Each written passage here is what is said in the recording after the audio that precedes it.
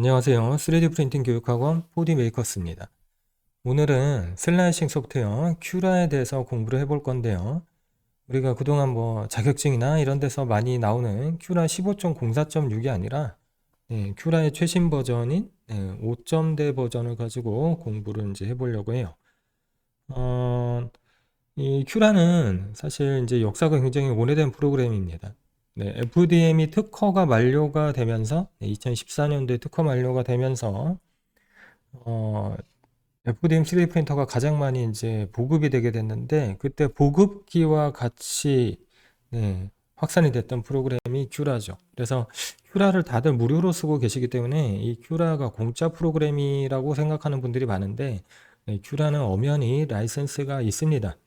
얼티메이커사가 개발을 하고 얼티메이커사는 3D 프린터를 만드는 회사이기 때문에 자기네 그 장비에서 사용하려고 만든 슬라이싱 소프트웨어죠. 근데 이 큐라가 램랩의 G코드를 쓰고 있기 때문에 다른 장비에서도 호환성이 굉장히 좋더라는 거죠. 그래서 다른 장비가 만약에 슬라이싱 프로그램이 좀 아쉽다 그러면 큐라를 가지고 사용할 수도 있고, 다른 장비가 커스텀 G코드를 쓴다고 하더라도 큐라를 이용해서 좀 이렇게 고쳐가지고 쓸 수도 있어요.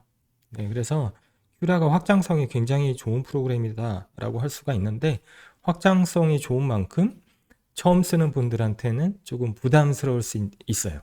아주 그냥 쉽게 쓸 수 있는 프로그램은 아니라는 거죠. 자, 일단 이제 큐라를 설치를 해보도록 하겠습니다.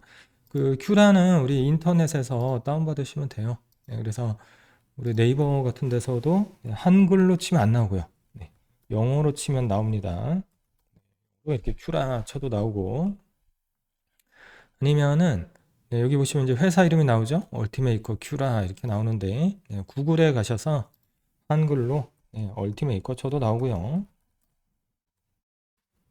이렇게 해서 요 얼티메이커 회사 사이트로 이렇게 들어가셔도 됩니다. 자, 얼티메이커사는 3D 프린터 제조사이기 때문에 지금 보시는 것처럼 프린터 광고가 보이죠. 맨 위에 소프트웨어에 가시면은 큐라를 다운받을 수가 있어요. 소프트웨어로 가시고, 원래 옛날에 이름이 큐라였거든요. 근데 최근에는 이제 얼티메이커 큐라로 이름을 바꿨어요. 아무래도 큐라라고 알려지다 보니까 얼티메이커사 입장에서는 회사 홍보가 안 된다고 생각을 했는지 프로그램 이름도 바꿨습니다. 최근에는. 하지만 똑같이 범용으로 쓰실 수가 있어요. 그래서 다운로드 for free 누르시면 되고, 우리가 이제 운영체제에 맞는 거를 선택을 해주시면 되겠습니다. 용량은 300메가가 아직은 안 됩니다. 자, 그리고 다운로드를 받으셨으면 자, 볼까요? 파일을 좀 봐야죠. 요 다운로드 받은 파일을 더블 클릭하시면 이제 실행이 돼요. 더블 클릭을 한번 해 보시고요. 여기 이제 그 설치 프로그램이 나왔죠? 넥스트 누르고 이제 라이센스 관련된 내용이죠. 동의를 해야 됩니다. 그리고 설치 위치를 잡아주시면 되고요. 설치 공간이 1기가 정도가 필요한가요? 이렇게 많이는 안 잡아먹는 것 같아요. 그래서 넥스트 누르면은 이제 설치가 쭉 진행이 되겠습니다. 그리고 설치 위치는 어디가 되냐면, 우리 윈도우 버튼을 눌러 보시면요, 큐라는 C에 가 있거든요. 예전 큐라 9버전은 이제 C에 가 있는데 15.04.6 이렇게 보이죠. 이제 요즘의 큐라는 아까 말씀드렸지만 얼티메이커를 되게 강조를 해요. 그래서 폴더도 얼티메이커 큐라입니다. 그래서 프로그램을 실행을 해보시면 되겠습니다. 설치하는데 아마 시간이 조금 걸릴 거예요.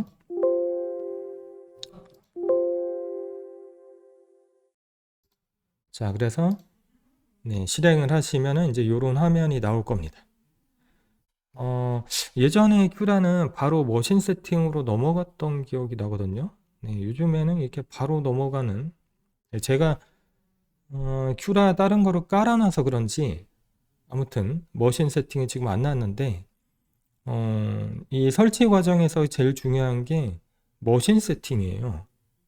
그래서 머신 세팅은 만약에 저처럼 화면이 넘어가셨다면은 애드 프린터에서 하시면 되고요. 이 애드 프린터가 이 큐라에서 맨 왼쪽 위에 있는 게 프린터 이름이거든요.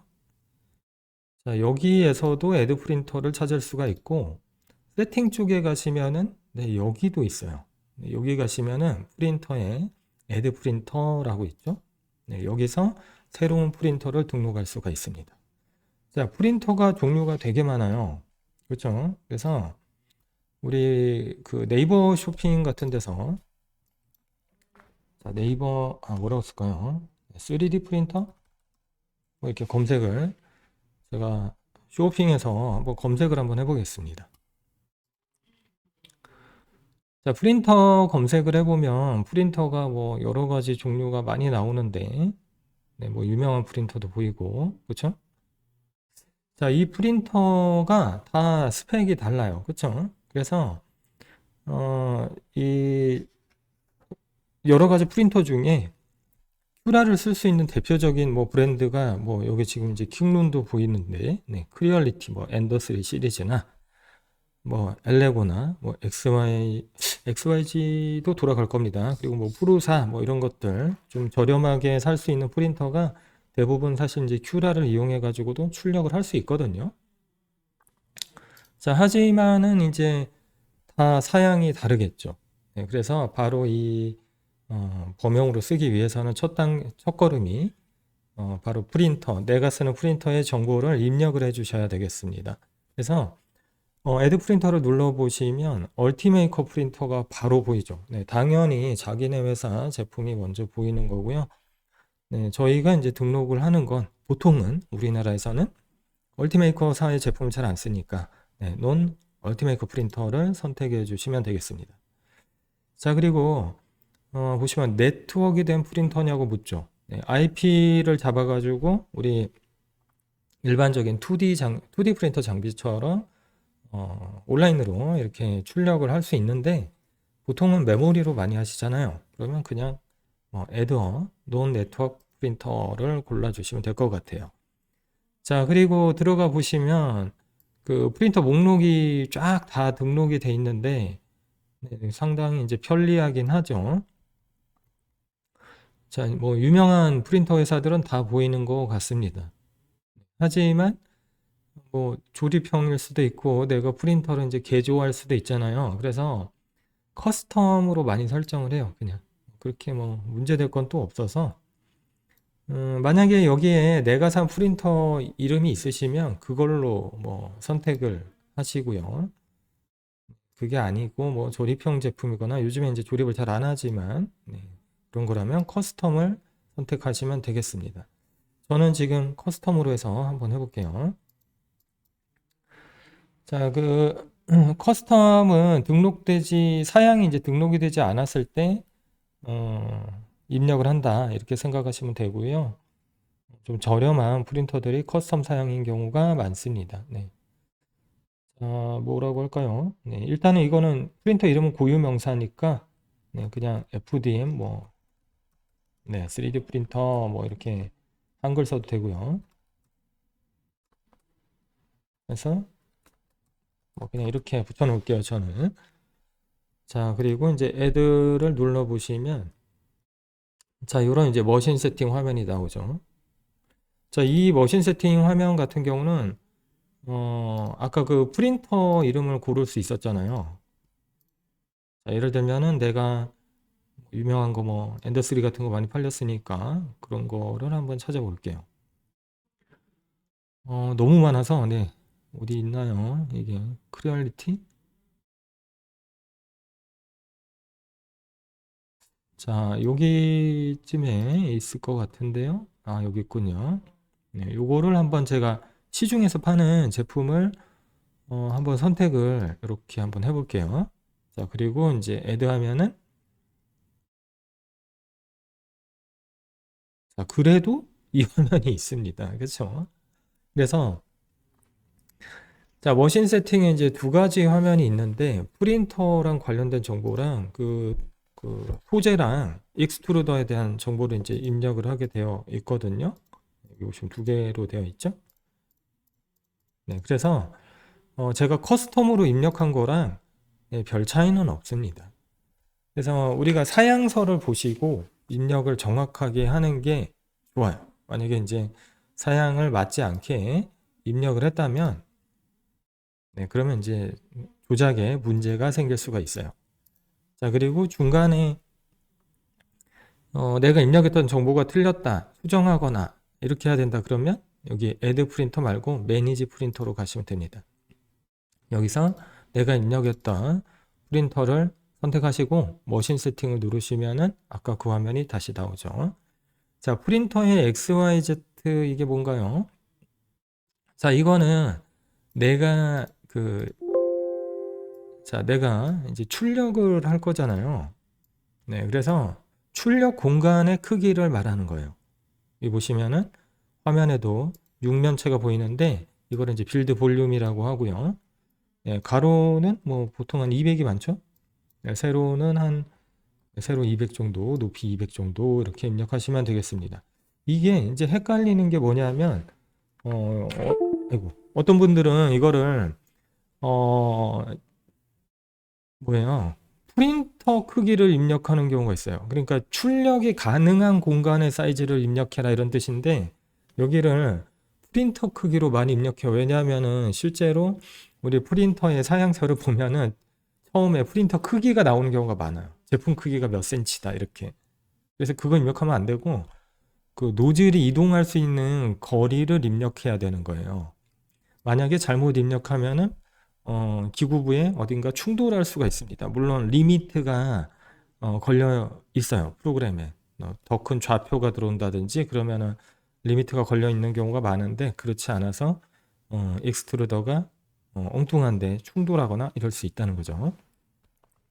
자, 그리고 빌드 에리어 쉐이프는 렉탱귤러랑 엘립틱이 있는데 옛날에는 이게 서큘러로 되어 있었는데요. 자, 이 엘립틱이라는 거는 이제 원형의 베드를 가진 프린터를 얘기하고 대개는 이제 델타형이 그렇습니다. 그리고 렉탱귤러는 사각형으로 되어 있는. 우리가 주변에서 보는 프린터가 대부분 직교 타입의 설계를 가지고 있는데 직교이면은 베드도 정사각형인 경우가 많아요. 그래서 내가 쓰는 3D 프린터의 출력 베드가 빌드 플레이트가 어떻게 생겼냐 그 모양을 입력하시면 됩니다. 자, 그리고 이제 중요한 게 나왔는데 오리지넷 센터라고 되어 있죠. 네. 그러니까 가운데가 처음 시작하는 지점이냐, 네, 이렇게 물어보는 겁니다. 그래서 그렇다라고 하시면 안 됩니다. 대부분은 그렇다라고 언제 체크하냐면 내가 쓰는 프린터가 델타일 때만 해당이 돼요. 설계 방식이. 그래서 뭐 예를 들면은 여기 검색해 보죠. 델타 3 프린터 검색을 해보시면 이렇게 팔이 여러 개 달린 3D 프린터, 이것도 FDM 3D 프린터인데요. 네, 요 모양이 나오죠. 네, 이런 것들이 베드가 동그라면서 처음에 시작점이 노즐이 가운데 있게 돼요. 모양이 딱 그렇죠? 근데 직교 방식은요. 네, 지금 이건 이제 기능사 시험장의 프린터들인데 직교 방식은 거의 대부분 델타형의 설계를 안 가지고 있어요. 네, 가로 세로로 우리 인형 뽑기 기계처럼 움직이는 설계를 가지고 있습니다. 그래서 이렇게 생긴 프린터들은 이 코너 자리가 시작점이에요. 프린터가 처음에 이렇게 시작하는 위치가 있잖아요. 그래서 이 위치가 틀리면 큰일 나요. 예를 들면은 델타한테 직교의 시작점을 알려주잖아요. 그러면 얘가 엉뚱한 대로 노즐이 안드로메다로 날아가는 걸 볼 수가 있습니다. 이상한 데로 갔죠? 이렇게 동작하고 나중에 갈 수 없는 위치로 가서 장비에 좀 문제를 일으킬 수 있어요.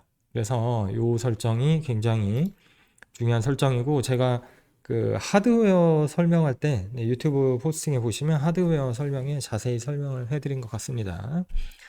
자, 그래서 요거는 대부분 여러분들 직교 쓰시죠? 그래서 직교라면은 직교 방식의 3D 프린터라면 체크를 안 하시면 되는 거예요. 자, 히팅 베드는 대부분 있는 편이죠. 네, 근데 요것도 재밌는 게 없는데 히팅 베드가 없는데 내가 히팅 베드에 온도를 주면 동작을 안 하게 됩니다. 그러니까 요것도 정확히 입력해 주시고 히티드 빌드 볼륨 이거 뭐예요? 네, 빌드 볼륨은 요 공간 아니에요? 요 출력되는 공간. 바로 공기 온도예요, 이게. 그래서 공기 온도를 제어하는 센서가 있고, 그러니까 측정하는 센서가 있고, 제어하기 위한 뭐 팬이라든지 그런 시설이나 장치가 달려 있다면 체크해서 쓰는데, 좀 저렴한 장비는 저기가 해당이 안 돼요. 거의 해당이 안 되는 편입니다. 자, G코드 타입은 이제 마를린이 거의 대부분이죠. 네. 처음에 램랩에서 그 3D 프린터를 이제 오픈 소스로 오픈을 했었는데, 그때 펌웨어 이름이 마를린입니다. 그래서 요 G코드 체계를 따라가는 경우가 많고, 네, 그 밖에 이제 그 커스텀 G코드를 쓰는 경우들이 있어요. 그래서 그 경우는 아마 여러분들이 구매를 뭐 중고로 하신 게 아니면 제조사에서 다 알아서 해줄 거예요. 자, 그리고 여기 보시면 이제 스타트 G코드랑 엔드 G코드가 보이는데, 네, 뭐 이제 예전에는 이제 G28 명령 같은 게 달라가지고 예전 큐라 잠깐 볼까요? 네, 예전 큐라의 스타트 G코드를 보시면 G28이 처음에 이렇게 돼 있었어요. 모양이 좀 다르죠? 근데 요즘에는 네, 이렇게 통일이 돼 있습니다.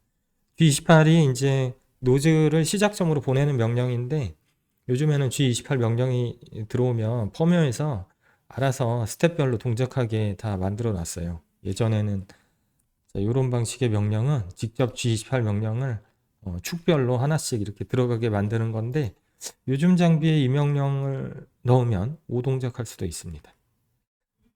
자, 그래서 요즘에는 그냥 G28로 많이 통일됐다, 이렇게 아시면 되고요. 엔드 G코드는 이제 출력이 끝났을 때 프린터가 해야 되는 거, 네, 온도도 빼야 되고 뭔가 할 게 있겠죠. 자, 그래서 G코드, M코드를 직접 입력해가지고 사용을 하려면 좀 공부를 하셔야 되겠습니다. 네, 뭐 학원을 다니시던지 뭐 이렇게 해야 됩니다. 자, 그리고 이제 옆에, 네, 지금 요것도 이제 공부를 좀 해야 돼요. 이거는 이제 초급자 때 알아서 쓰기가 좀 어려워요.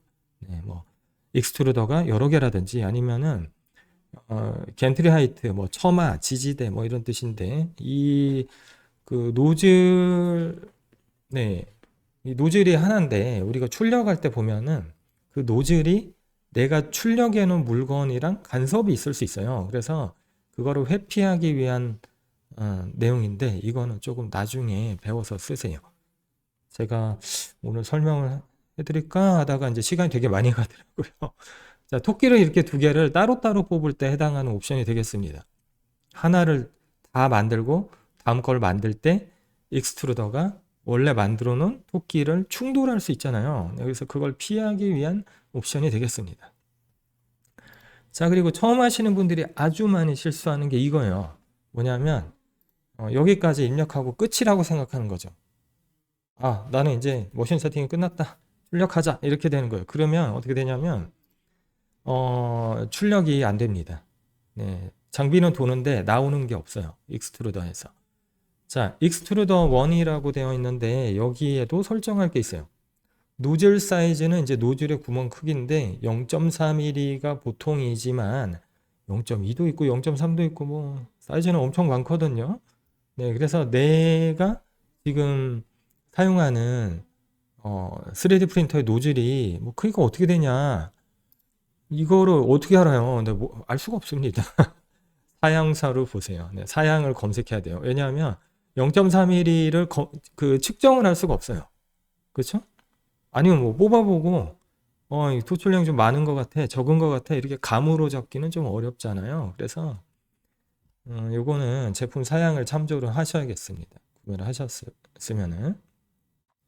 자, 그리고 이제 노즐의 팁은 소모품이라서 많이 또 교체도 하고, 네, 교체도 하고 내가 필요에 따라서 이제 정밀도를 향상시키거나 하기 위해서 이제 더 가는 걸 쓰기도 하고, 큰 물건을 출력하기 위해서는 노즐 사이즈를 이제 키우기도 하는 거죠. 자, 그리고 밑에 머터리얼의 다이아미터? 네, 소재의 직경을 입력하는데 여기 때문에 문제가 돼요. 2.85로 돼 있으니까 사실 이런 것까지 입력해야 됩니까? 네, 이런 생각을 대부분 하고 끄고 출력하면 안 나온다라는 거예요. 소재가 굵게 돼 있기 때문에. 우리나라는 1.75가 되겠습니다. 네, 여기까지 무조건 맞춰야 돼요. 네, 요거랑 프린터에서 좌표계 오리지널 센터 이렇게 되는 거 이것까지는 맞춰줘야 돼요. 아무리 내가 초보라도 네, 이거 틀리면은 제대로 안 나옵니다. 그래서 이렇게까지 하셔야 머신 세팅이 끝났다고 할 수 있는 거죠. 자, 지금 보시면 기본으로 입력되어 있는 머신들도 보이고, 네, 이 큐라의 왼쪽 위를 이렇게 눌러 보시면은 내가 이제 사용했던, 그러니까 이제 등록했던 프린터가 보이는데, 우리가 이제 나중에 출력하다 보면 엉뚱한 게 이렇게 선택되어 있는 경우도 많아요. 그래서 내가 출력할 때마다 지금 어떤 프린터로 설정이 되어 있는지는 무조건 보셔야겠습니다. 나중에도. 자, 그리고 이제 프리퍼런스를 잠깐 가볼게요. 네. 고쳐볼 만한 게 하나 있는데, 네, 여기 프리퍼런스에 가시면 그 랭귀지가 있는데 여기에 네, 감사하게도 한국어가 있어요. 네, 15점대에는 없었는데 한국어가 생겼습니다. 그래서 한국어로 바꿔서 하셔도 되지만 네, 영어로 배워두는 게 좀 낫다고 생각해요. 왜냐하면은 우리가 슬라이싱 프로그램을 이것만 쓰는 게 아니기 때문에 또 딴 것도 쓸 거잖아요. 그러면 한국어로 번역해 가지고 배워두면 다른 거 쓸 때 상당히 불편한 편이라 네, 저는 이제 강의할 때도 그렇고 네, 잉글리시로 그냥 하는 편이 되겠습니다. 자, 그리고 이렇게 쭉 밑으로 내리면은 네, 좀 성가신 게 하나 있는데 업데이트 체크하라고 네, 꺼버려요. 네, 이거 끄는 게 편할 것 같아요. 왜냐면 0.01씩 바뀔 때마다 계속 업데이트 돼서 저는 끄고 쓰고 있습니다. 자, 그리고 이제 인터페이스가 보이는데요. 네, 여기 당연히 이제 왼쪽에 있는 게 이제 로딩하는, 네, 뭐야, STL 파일을 이렇게 로딩하는 거죠. 이렇게 드래그해도 갖고 올 수 있고. 자, 소재가 보이네요. 네, 소재를 사실 막 되게 다양하게 쓰지는 않죠. 근데 이제 소재도 브랜드별로 입력을 해놨어요, 얘네가. 네, 근데 별 의미 없다고 생각합니다. 왜냐하면 우리가 쓰는 그 프린터마다 온도, 속도 다르고, 그쵸? 온도 다르고, 이 익스트루더에서 방열되는 것도 다르단 말이에요. 그래서, 사실 출력되는 양상을 보고 온도를 조종해야 돼서, 네, 별로 그닥 도움은 안 됩니다. 이것이 이제 유명한, 네, 소재가 몇 가지 보이죠? 네, 그래서 이건 별로 도움 안 되고. 자, 그리고 여기 우측에 보시면 파라미터가 보이는데, 우리가 이제 뭐 자격증이나 이런 거 공부하면서 또는 이제 처음에 FDM 3D 프린터 교육할 때 15점대로 많이 교육하거든요. 이유가 이게 2016년에 나왔는데도 이걸 교육을 한단 말이에요. 그게 이제 뭐 국가 자격 시험에도 이거 기준으로 파라미터가 많이 나올 뿐더러 또 디폴트 세팅이 잘 돼 있어요. 그 출력 파라미터는 굉장히 종류가 많은데 사실 그거를 다 배워서 쓸 수도 없고 또 반대로 그런 종류가 굉장히 많은데 그 중에 어떤 거를 필수로 써야 되느냐에 대한 정의도 내릴 수가 없어요. 내가 출력하는 스타일에 맞게 파라미터를 갖고 와서 설정에다가 쓰면 되는데 우리 이제 이게 큐라의 장점이자 단점이지만 큐라의 그 프린트 세팅에 보시면 자, 매니지 셋 비저빌리티라고 되어 있죠. 그러니까 이거는 가시성이란 말이 나오는데 파라미터가 이렇게 많다는 거예요. 이렇게 파라미터가 많은데 이 중에 뭘 갖다가 쓸 거냐. 네, 이거를 이제 체크하는 메뉴입니다. 여기가. 그래서 처음에 출력 경험이 많지 않은 분들은 사실 이거를 내가 자발적으로 이렇게 만들어 가지고 디폴트 세팅을 만들어 둘 수가 없어요. 그래서 큐라 15점대로 참고해 가지고 디폴트 세팅을 만들어다가 써라. 네, 이렇게 교육을 많이 하는 거죠. 그래서 아니면 그냥 더 복잡한 기능을 쓰는 게 아니면 큐라 15점대 가지고도 요즘 프린터가 잘 돕니다, 사실은. 그래서 이거 가지고 어느 정도 익숙해지면 자, 여기는 파라미터가 적죠. 그렇게 많지 않잖아요. 보시면 네, 요 정도가 답니다. 여기 엑스퍼트 세팅까지 해서 하지만 이제 요즘 큐라는 기능이 어찌나 많은지 네, 너무 많아요. 그래서 이거를 다 쓰는 데는 네, 우리가 누구한테 배워야 되겠죠? 이러면 그렇기 때문에 네, 일단은 오늘 강의 이제 여기까지 할 건데 이 다음 강의가 이제 파라미터에 대한 설명을 할 거예요, 제가. 출력을 하기 위해서 이 토끼를 예를 들면 출력을 한다 치면 뭔가 파라미터를 정해가지고 이제 내 장비에서 돌려야 되지 않습니까? 그래서 그거에 대한 설명 드릴 건데, 일단은 1차적으로 처음 하시는 분들이라면 제가 다음 편에서 큐라 15점대랑 파라미터를 매칭하는 걸 한번 할 테니까 이게 되게 중요하거든요. 잘 하시더라도. 그리고 나서 기본 파라미터에 익숙해지시면 이제 그 다음에 내가 필요한 파라미터를 가지고 커스텀 세팅을 만드는 거죠. 내가 내 장비에 맞게 필요한 출력 설정 리스트를, 파라미터 리스트를 만드는 거죠. 이렇게 진행을 하도록 하겠습니다. 자, 오늘 강의는 여기까지 하겠습니다.